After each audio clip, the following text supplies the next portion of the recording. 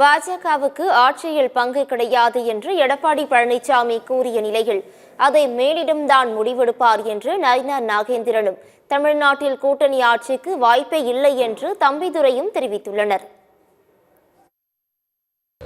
எங்களுடைய உள்துறை அமைச்சர் அமித்ஷா அவர்கள் எங்களுடைய கூட்டணி கட்சியினுடைய தலைமை அண்ணன் இபிஎஸ் அவர்கள் என்ன பேசிக் கொள்கிறார்களோ, என்ன முடிவு எடுக்கிறார்களோ அது நடக்கும்.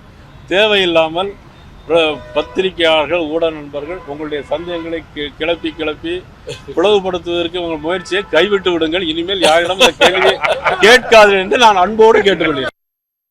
தமிழகத்தில் இதுவரை ஏதாவது கூட்டணி ஆட்சி அமைந்திருக்கிறதா?